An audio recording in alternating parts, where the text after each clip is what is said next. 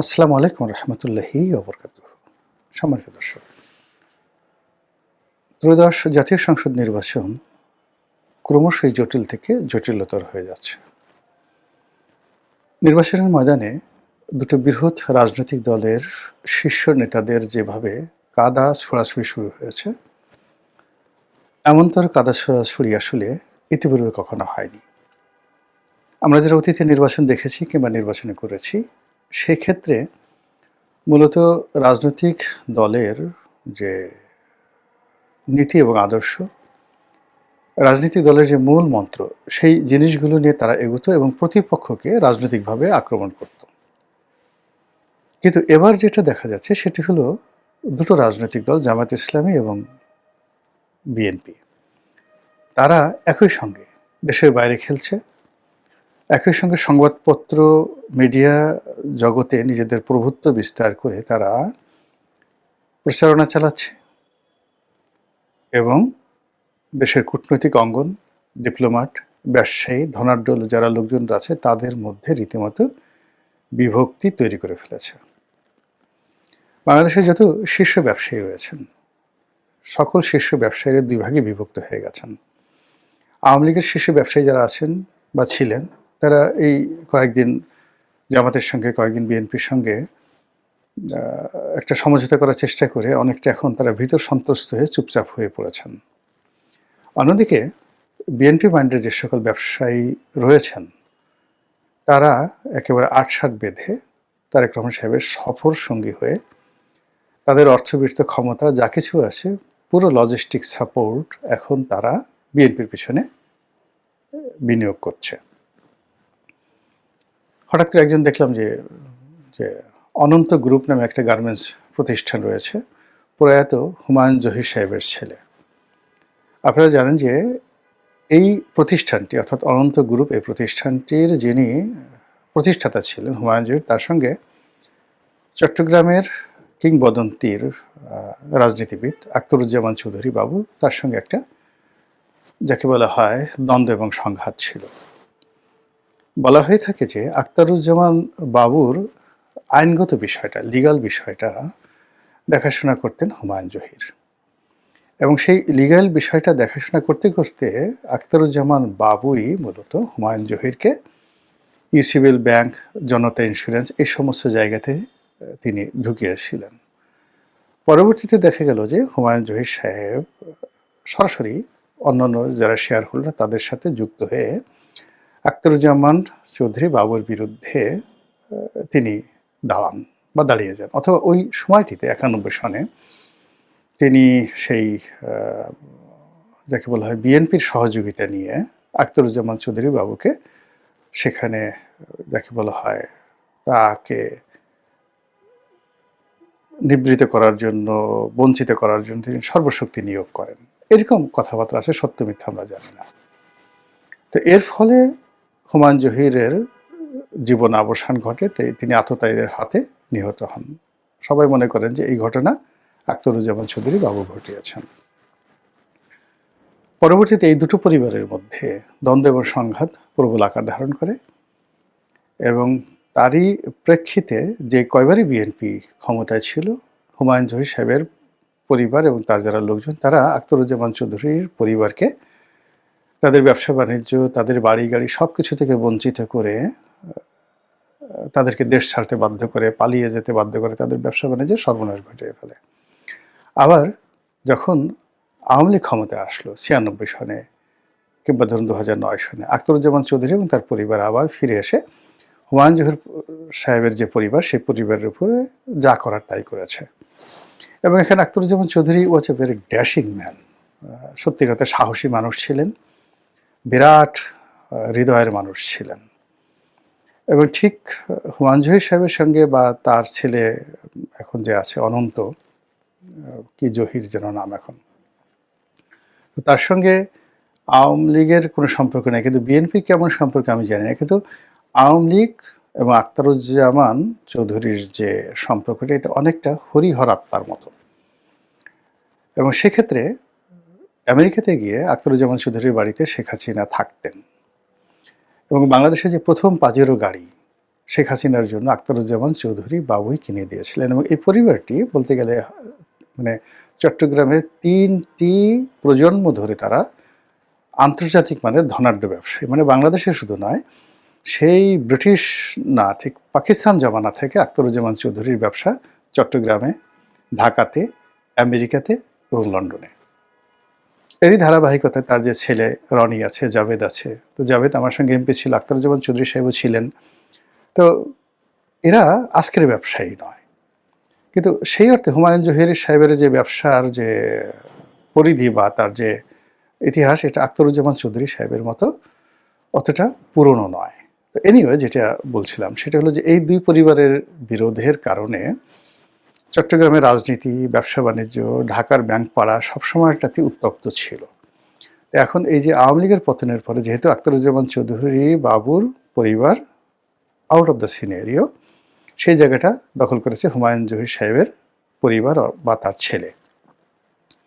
তো তার ছেলে এখন অনন্ত গ্রুপের মালিক। অনন্ত গ্রুপের দুটো আছে, একটা হলো তার ছেলে একটা দেখে, আর একটা হলো সম্ভবত হুমায়ুন জহির সাহেবের শ্যালক বা আত্মীয় কেউ একটা হবে, ওটা অত ভালো না, কিন্তু ছেলে যেটা চালাচ্ছে সেটা বেশ বড়, ৩০-৩৫ হাজার কোটি টাকা, ৩০-৩৫ হাজার লোক নাকি সেখানে চাকরি করে। আর ইয়াং, লেখাপড়া জানা, অল্প বয়স্ক ছেলে। তো আওয়ামী লীগ জমানাতে সে বড় বড় প্রজেক্ট করার চেষ্টা করেছে, কিন্তু তার বিরুদ্ধে আবার দুর্নীতির মামলা চলমান ছিল। তো এই ভদ্রলোক হঠাৎ করে দেখা গেল তিনি তারেক রহমান সাহেবের একেবারে সফর সঙ্গী হয়ে সিলেটে ঘুরে এসছেন, একসাথে নামাজ কালাম পড়ছেন। তো এভাবে একটা জাস্ট উদাহরণ দিলাম যে হুমায়ুন জহিরের ছেলে এখন তারেক রহমান সাহেবের সফর সঙ্গী।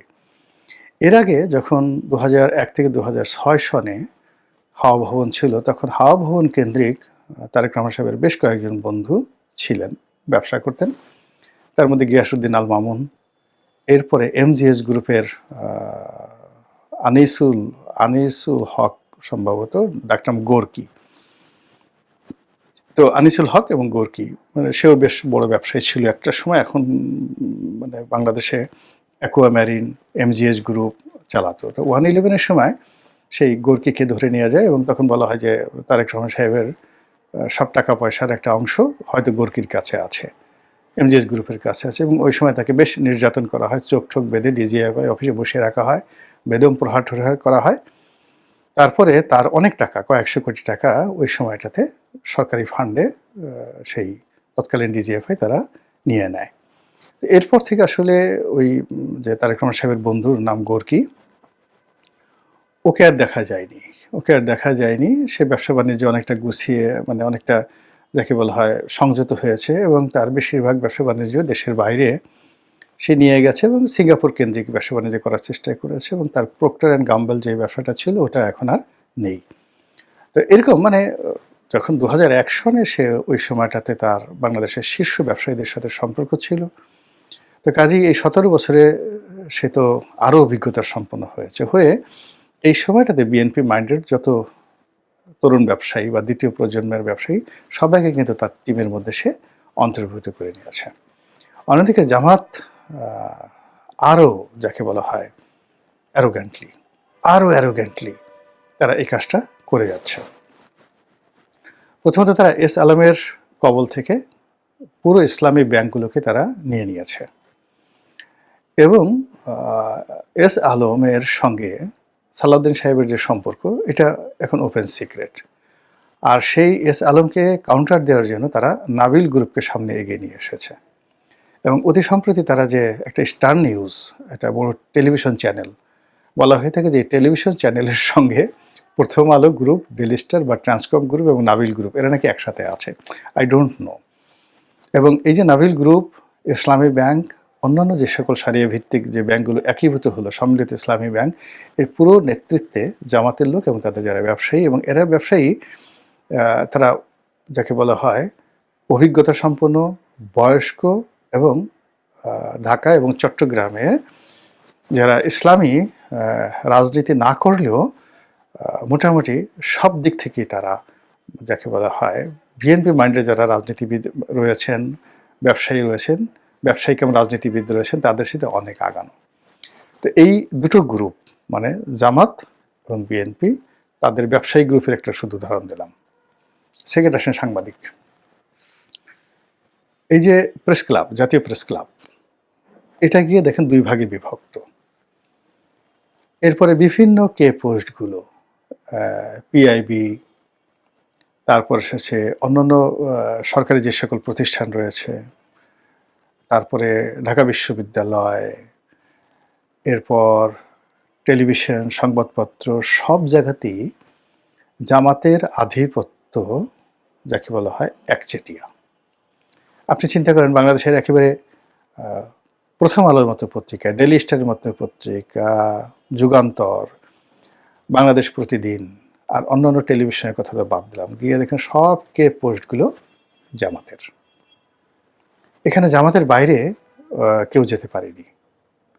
আর বিএনপি যারা আছে তারা একটা অংশ রিপোর্টার্স ইউনিটিতে, আর একটি মানে অংশ প্রেস ক্লাবে, এবং প্রেস ক্লাবে তারা দুই ভাগে বিভক্ত, মানে বিএনপির মধ্যে দুই ভাগে বিভক্ত হয়ে তারা দ্বন্দ্ব সংঘাত করছে। জামাত মধ্যে থেকে তারা একটা সুবিধাজনক অবস্থায় চলে গেছে। এরপরে বুদ্ধিজীবী। তো বুদ্ধিজীবীর মধ্যে বিএনপি দীর্ঘদিন যাদেরকে মনে করতো তাদের বুদ্ধিজীবী, এখন এই সময়টিতে এসে দেখা যাচ্ছে যে তারা সবাই জামাতের বুদ্ধিজীবী। বিএনপির ওরকম বুদ্ধিজীবী বলতে নেই বললেই চলে। লন্ডন থেকে যে কজন তারেক রহমান সাহেব নিয়ে আসছেন তারাই এখন বিএনপির বুদ্ধিজীবী। আর জামাত যারাদেরকে নিয়েছে, একটা গ্রুপ করেছে, মানে তাদের অন্তত 50 জন বা 100 জনের একটা টিম আছে, যারা সচিব পদমর্যাদার আর মেজর জেনারেল পদমর্যাদার।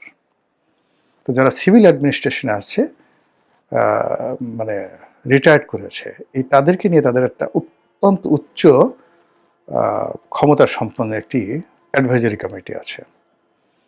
একটা সময় সেই জাতীয় রাজস্ব বোর্ডের সেই কিংবদন্তির যে চেয়ারম্যান ছিলেন শাহ আব্দুল হান্নান, ঠিক সেই শাহ আব্দুল হান্নানের মতন করে তারা আবার আর একটা শাহ আব্দুল হান্নানকে কেন্দ্র করে তারা নর্থ সাউথ ইউনিভার্সিটি, তারপর শেষে বিভিন্ন শিক্ষা প্রতিষ্ঠান, এরপরে নয়া দিগন্ত পত্রিকা, নয়া দিগন্ত টেলিভিশন, এরপর